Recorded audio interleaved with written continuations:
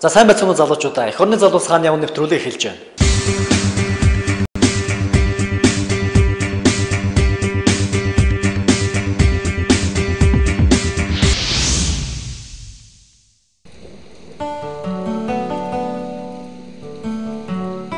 Мартин амны нэвтрүүлэг. За Мартин баярын нэвтрүүлэг. Эх орнд телевиз Сорто клубын залуучууд ингээд настай эмэгтэйчүүдийг баярлуулаад явж байгаа өнөөдөр. Баярын өдрөөр одоо сайхан хамтдаа торт идээд ингээд хүүхдүүдийнх нь бэлдсэн энэ загтал энтрийг уншаад ингээд өнөөдөр баяраа сайхан өнгөрөөгөөрэй гэдэг. Тэдэг болж байгаа. Бидний үйл ажиллагааг дэмжиж манай жүр үргээд бэлэн уйдаг компанийн бас танд ингээд бидрээр дамжуулж өөрсдөө За Мартин 5 хүнтэй их баярлалаа. Настай хүнийг ингэж хүндсэн маш их баярлалаа. Танадаа эрүүл энх уртудаа наслахын ирээе. Энэ жүр компани бүтээгдэхүүнээс танд бидрээр өгсөв. Тэгээд бас танд бас нэг гоё сайхан сэтгэлийн бэлэг өгсөн. Энэ юу гэхээр бид бүхэн энд байгаа залуучууд танд нэг сайхан дуудуулж өгмөр байгаа. Одоо танд зориулаад. Үгүй ээ, танд зориулаад. Зөвхөн танд зориулаад. Тий. За танад дууддаг. За бид дуулаа. За тэгээд. Орлог мороо хүндийг дуудах сайхансан хөшөн бурав ээжигээ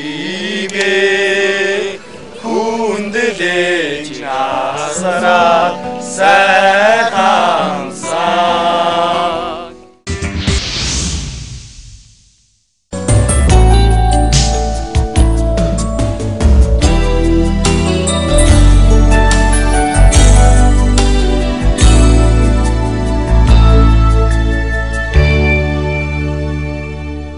За бид хийж чаддаг булан маань Улаанбаатар дулааны сүлжээ компаниар хүрэлцээрээд байна. Тэгээ инженер Ирбартай бид бүхэн уулзаад байна. За та одоо ингээд бид хийж чаддаг болгоноороо салбар болгоны одоо бүтээл залуучуудыг оролцуулж байгаа. Та эхлээд өөрийгөө танилцуулахгүй юу? Миний нэр Агиржуу Ирбар. Улаанбаатар дулааны сүлжээ компани шуурга зохицуулалт горим тохируулгын албаны горим инженер хийдэг.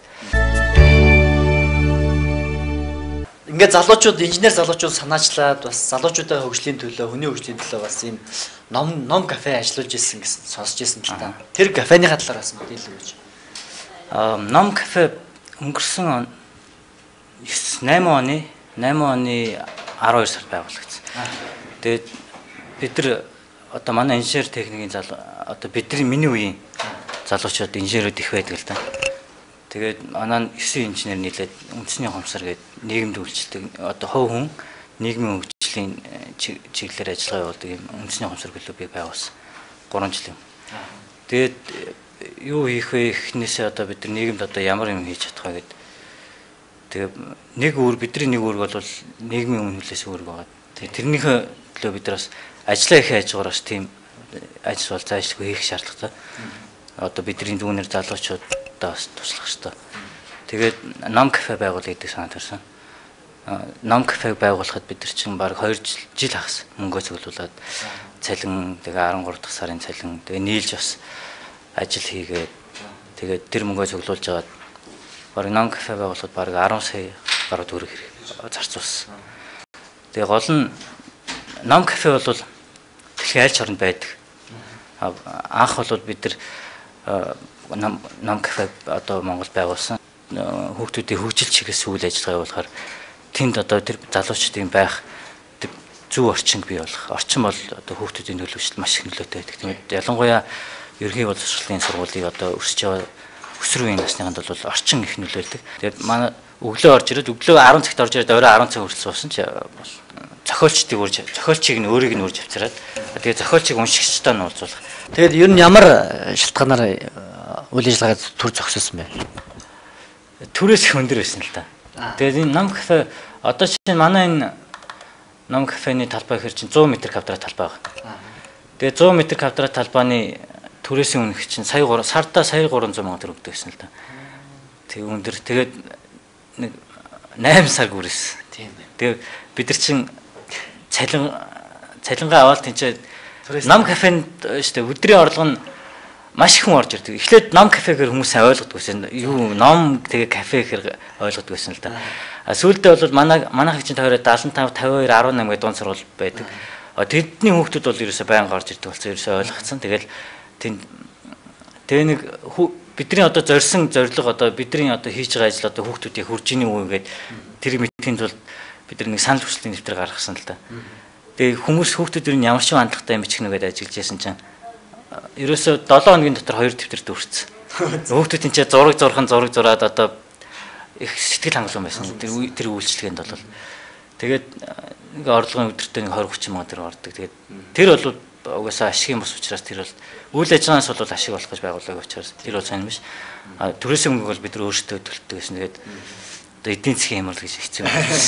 Энэ одоо магадгүй ингээд үзэж байгаа хүмүүс дотор ч юм уу хүний өвчлийг дэмждэг тийм ээ. Ийм сайхан номын сан дэмждэг залуучууд хамтарч ажиллая гэсэн бодож байгаа залуучууд байж болно шүү дээ тийм үү. Тэгэхээр магадгүй ингээд хамтарч ажиллая те энэ ном кафег буцаагаад үйл ажиллагаанд нь оруулъя гэсэн хүмүүс байвал танд хандаж болох уу?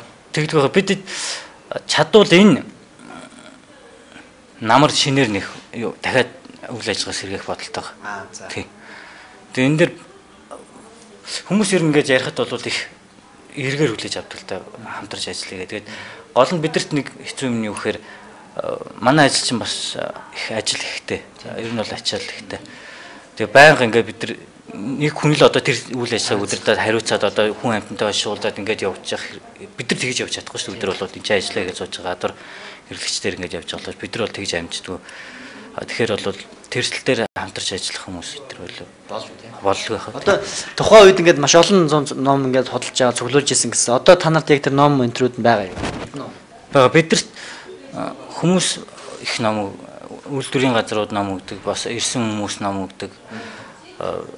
Ном хандуулдаг гэсэн. Тэгээд тэр ном нийлээд нэг 1000 гаруй ном бид нар нэг хагиртай авч хатгалцсан байж байгаа. Тэгээд бүх тоног мөн бүх юм байж байгаа л. Тэгээд гол нь түрээс бол хэцүү юм байна. Тэр сард ингээл сая 300 сая төгрөг ингээл өгөөд авчих юм. Тэр бол самаргүй ажил л дээ. За ингээд манай анги урлагийг хүлээж аваад тийм ээ. Залуучуудтайгаа энэ инженерийн ажлын сайхан талаа, сайхны талаараа бас өөрийнхөө ингэж санаачлагаар өөрийнхөө одоо залуучууд цалингаа нийлүүлж тийм ээ. Ирээдүйд хөрөнгө оруулах зорилгоор ийм сайхан үйл ажиллагаа явуулжсэн талаараа сайхан мэдээлэл өгснөд баярлж байна. Тэгээд ер нь бас ингээд манай нэвтрүүлэг бид хийж чаддаг залуучууд хийж бүтээж байгаа залуучуудаараа үлгэрлэх зорилготой учраас залуучуудтай хандаад одоо хийж бүтээх насан дээр яваа залуучуудтай хандаад бас өөрийнхөө сайхан сэтгэлийн омогшлыг хэлэхгүй юу. Энэ нэвтрүүлэг бол маш цаг үе бас их зөв нэвтрүүлэг. Нийгмийг одоо байгаа амьдралыг инженерийн нүдээр харах өөр, зохиолчийн нүдээр харах өөр тийм ээ. Орчуулагчийн нүдээр харах шал ондоо. Өөр нүдээр харна. Тэгэхээр би инженерүүдийг төлөөлөл ингээ орж одоо бол маш их баяртай. Одоо бид нар чинь нэг 5 жил их сайн ажиллаж бол миний бодол ч тийм. 5 жил маш сайн ажиллах юм бол ер нь суур ингээд босчих гээд байгаа байхгүй. Бид нар өөрсдөө дор бүрнээ л ажиллаад ингээд хичээгээл бүгдээр ингээд зүтгэл хийх юм бол нэг 5 жил бүр ингээд гоё болохгүй ш. 5 жил суур нь босох гээд байгаа байхгүй. Суур нь. Тэгээ дээр нь бодлого зүв байх хэрэгтэй маш. Бид нар ингээд 1000 сайн ажиллаад идэг бодлого буруу явчих юм бол бас хэцүү тийм ээ. Тэр бодлого зүв байгаад залуучууд инженерүүд одоо миний бодлоор бол маш сайн ажиллах юм бол амархан хөгжиж болохмоор санагдаад байна. Тэгээд телевиз үзэж сууж байгаа одоо эх орон телевизийн үзэгчтэй хандаад хэлэхэд ерөөсөө ингэ бүгдээрээ л дор бүрнээ хичээгээл яг өөрийнхөө ажлыг л бүр хэмжээндээ тийм ээ бүр давуулж хийгээд байхад л болчихно. Бид хийж чаддаг болон үгээр өндөрлж байна.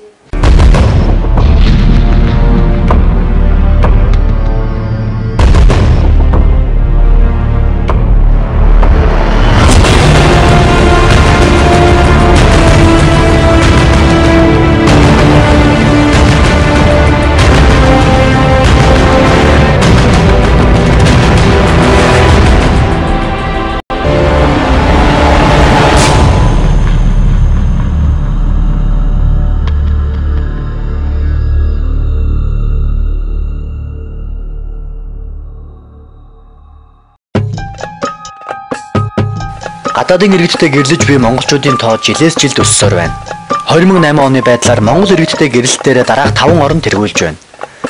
Өмнөд Солонгос 701, Япон 269, Бүгд найрамдах Хятад ард улс 232, Холбооны Бүгд найрамдах Герман улс 229, Америк нэгдсэн улс 158. Игний бүртгэл мэдээллийн төвийн гаргасан судалгаагаар 1998-аас 2008 он хүртэл 10 жилийн хугацаанд гадны 76 орны 5139 иргэнтэй гэрэлжээ. Өнгөрсөн онд гэхэд Чех, Турк, Унгар, Швейцар, Австри гээд нийт 20 оронд 600 монгол хүүхэд төрсэн байна. 1998 онд гадаад хүнтэй гэрэлсэн 46 гэр бүл бүртгүүлж байсан бол 2007 онд 976 болж өссөн байна. 2008 онд 725 хүн харийн улсын бэргэн хүргэн болсон судалгаа гарсан бөгөөд энэ дундаа гадаадын иргэнтэй харилцсан хүмүүсийн 95% нь хацаргоо бүсгүйчүүд байна. Нийт гэрлэгчдийн 67.8% нь Солонгос улсын иргэнтэй гэр бүл болжээ. 1998 онд 46 эмэгтэй Солонгос хүнтэй гэрлэж байсан бол сүүлийн 10 жилийн дотор энэ тоо 967 боллоо өссөн байна. 2008 оны байдлаар 2236 монгол бүсгүй Солонгос иргэнтэй гэр бүл болсон бөгөөд 200 орчим иргэн Монголын харьяатаас гарч Солонгос улсын харьяат болжээ. Яг энэ одоогийн нөгөө нийгэмшилтэй холбоотой байх л да. Харьцангуй одоо бас дийнхэн үед ч гэдэм үү хуучин нийгмийн тогтолцооны үед бол энэ бол ховор үзэгдэл байсан шүү дээ. Нийгэм эдийн засгийн нэг жоохон гаж нөлөөч гэх юм уу те энэ зарим хүмүүст их буруугаар нөлөөлөд одоо нэг гадны хүнтэй л суугаал явбал их сайхан амьдэрчих юм шиг. Тэгэл наадчил гэхэд ч одоо ингээл барилгын компаниудад одоо ажиллаж байгаа улсууд нь ингээл хятадын тэр нь орж ирж байгаа улсууд нь ямар улсууд байна да. Манай залуучуудын хажууд ямар хажиг байна да тий. Аливаа үндэстэй хэдийгээр дэлхийн нийтээр глобалчил гэдэг юм яригдж байгаа боловч тухайн үндэстэн болгонд одоо нэг тийм үндэсний ухамсар заавал хадгалагдчих үлдэх ёстой гэж боддог. Монгол ардын дууга дуул сурцгаая гэж цирк гэдэг ингээл бага насны хүүхдүүдийн хөөрхөн тоглолт болж илээ. Тэрнийг үзэл одоо тэр төгсгөлийн харж яхад бол үнэхээр хөөрхөн байгаа юм чи. Одоо тэд нар чи ингээл жоохон гэлтгүүд би монгол хүн гэдгийг ингээл мэдрээл эхэлж байгаа байхгүй тий. Яг ингээл манай одоо нийгмийн одоо нэг хэсгэн энэ нэг нийгмээс одоо өөр юунд шилжсэнтэй холбогдлолтой бас нэг юм завсрын нэг юм төлөвшөж чадахгүй нэг юм үе байгаа болохоор энд бас янзын байдлаар хүмүүс хүлээж аваад ингээл байгаа. Гэхдээ мэдээж алс ирээдүйдээ бол одооноос баг гэлтгүй тийм үйл ажиллагаа явагдал байна гэдэг чинь тэгэл одоо тэр улсууд настанд хүрэхэд те 10-20 жилийн дараа энэ үзэгдэл буурсан л байж таарна шүү. Ер нь тэгэл Монгол гэдэг үндэс ёс заншлаа одоо хадгалах тэр Монгол удамшил ген энэ одоо сайхан үзэл бодлыг бол хадгалахын төлөө бол ерөөсөө хүн болгонд дор дор бол хичээх хэвээр гэр бүлтэй үр хүүхдээ хүмүүжүүлэх ёстой л гэж бодож байна. Сүүлийн жилүүдэд телевизээр Солонгосын савнгийн дөөр гинжин хэлхэмэд асуултыг гарч хүүхэд багчуудаас эхлээд охид бүсгүйчүүд гэрийн эзэгтэй нарын тархийг угааж эхэлсэн. Солонгос хүнтэй суух хүслээ илэрхийлэн ярилцлаганд орж байгаа эмэгтэйчүүдийн бичлэг саяхан интернетээр цацагдлаа. Солонгос хүнтэй яагаад шийдэж амжиг гэж бодсон бэ? Тэр болохоор тэр нь Солонгос гэдэг нэг агуу гүрэнтэй сайн танилцуулжтэй тэрний мөн ятамшлал нь суралцж өөрийгөө хөгжүүлж тэйл гэж. Яг тэгвэл Солонгос хүмүүс бол илүү соёлтой заавалжлаа гэж гэсэн юм. Зүгээр таалагддаг. Тэгээд өндөр тийм соёлтой хүмүүс илүү ямар хүмүүс гэдэг нь танилцсан нэг юм байна.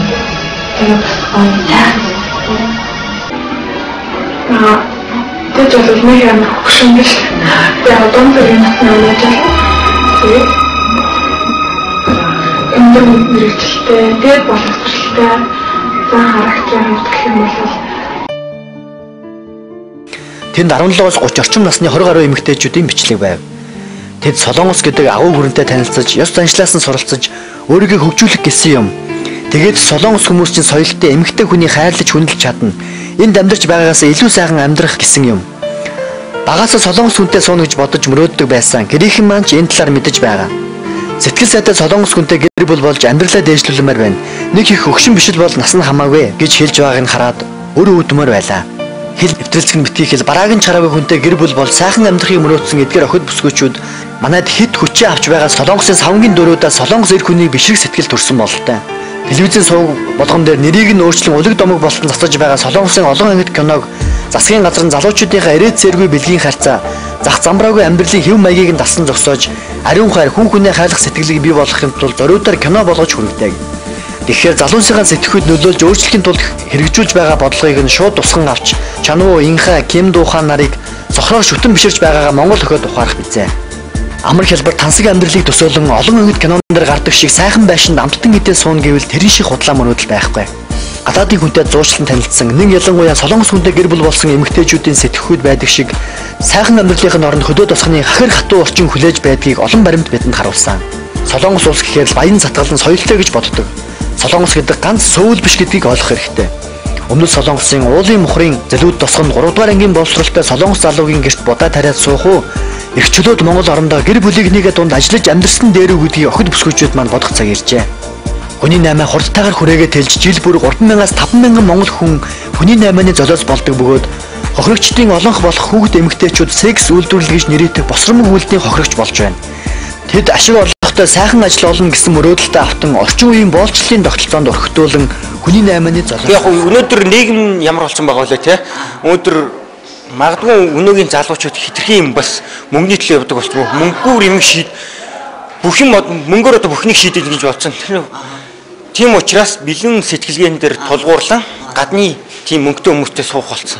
Нэг талаараа яг гэсэндээ тэр нь болохоор юу гэхээр өөрийнхөө амьдралыг бодож те.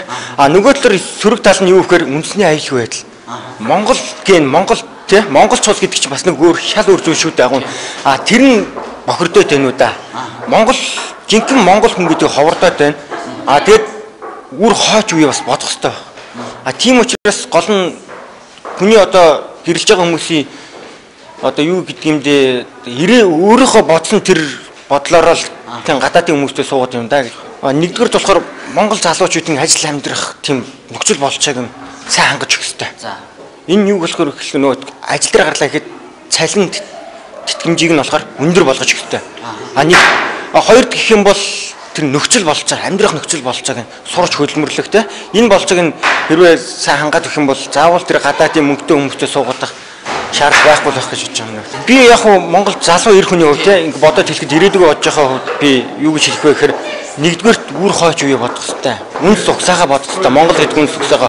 Хоёрдугаар гэх юм бол яг хуу тэд хүмүүс явж байгаа гэсэн гэмт хэрэг одоо хамгийн наацх нийгэм тулгамдаад асуул хүний 8 хохирогч болж байна. Тийм одоо юу гэдэг чимдээ ухамсар дараа болчих юу дээ гэж миний хувьд бодогдоод байгаа.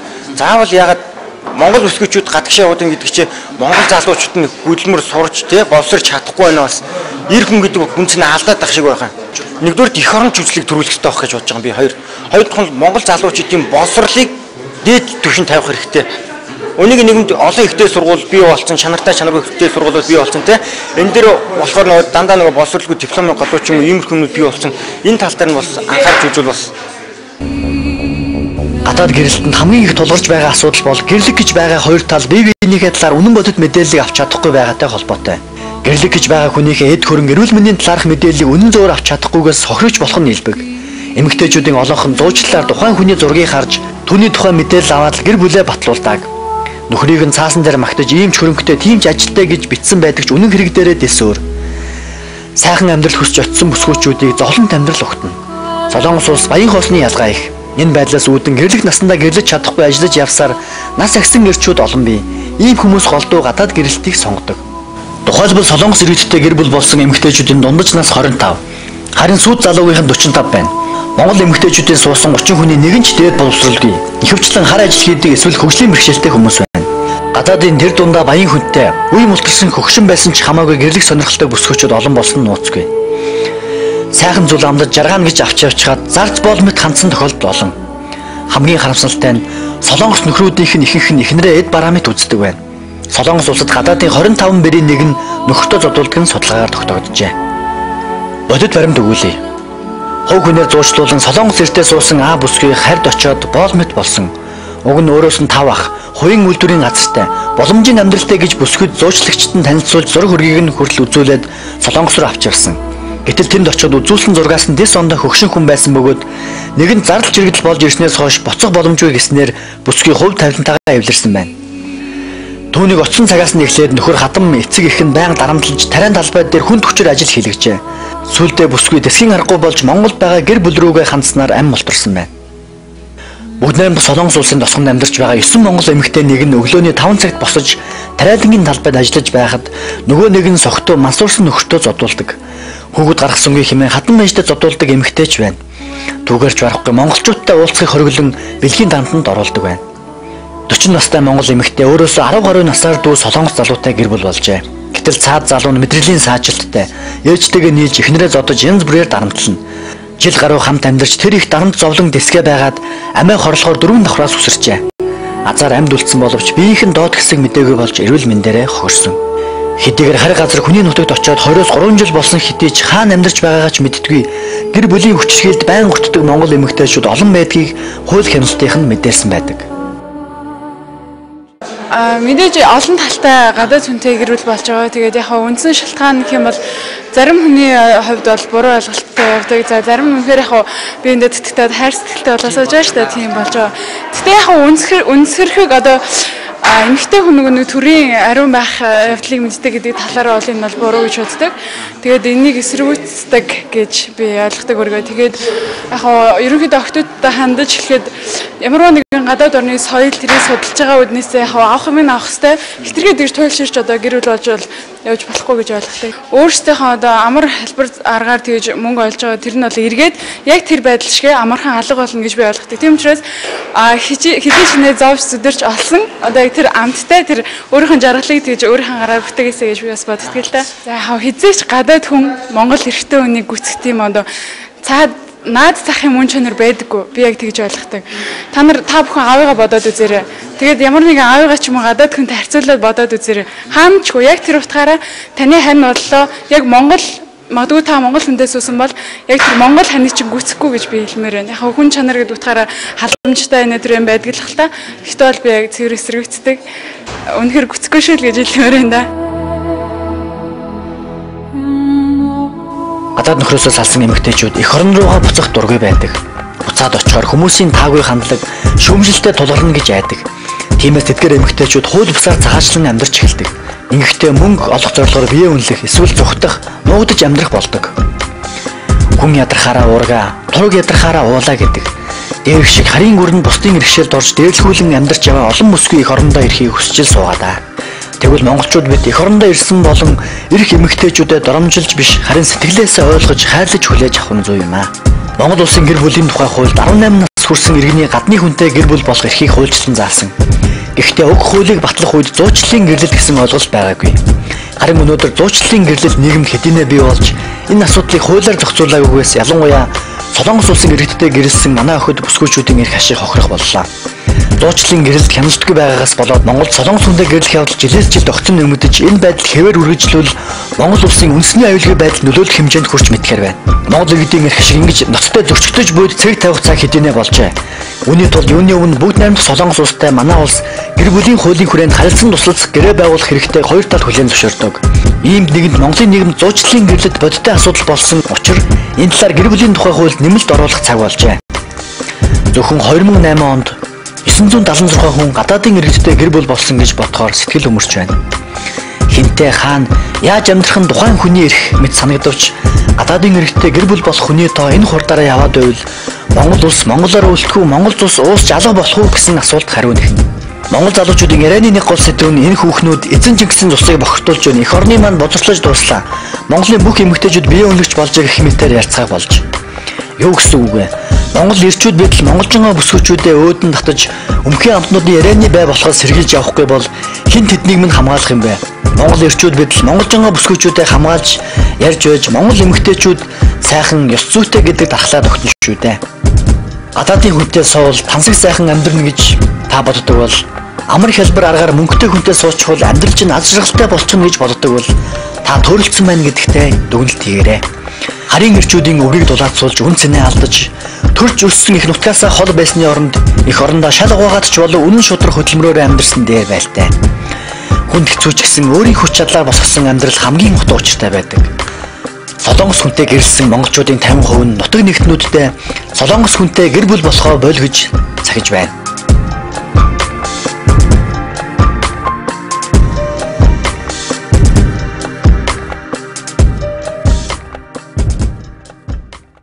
Өөрийнхөө хувь тавиландаа тухайн хүн өөрөө л хариуцлага хүлээж өөрөө л зөв амьдрах ёстой гэж боддог. Ухаантай тухайн хүн өөрөө л ухаантай амьдралаа зөв сонгох ёстой. Заавалчгүй мөнгөгүй байна, хэцүү байна гэд тэгээ явахаас илүүтэй тухайн хүн би өнөөдөр ганц олдох энэ амьдралаа яаж явах ёстой вэ? Яаж зөв амьдрах ёстой вэ гэдгийг л чухамчлах хэрэгтэй. Тэрнээс бол энэ дээр яг боловсролын талаар ч юм уу аль эсвэл өөр талаас нь харах хэрэггүй. Яг тухайн хүн өөрөө ухаантай амьдрч чадвал энэ зүйлээс зөв гарч чадах бол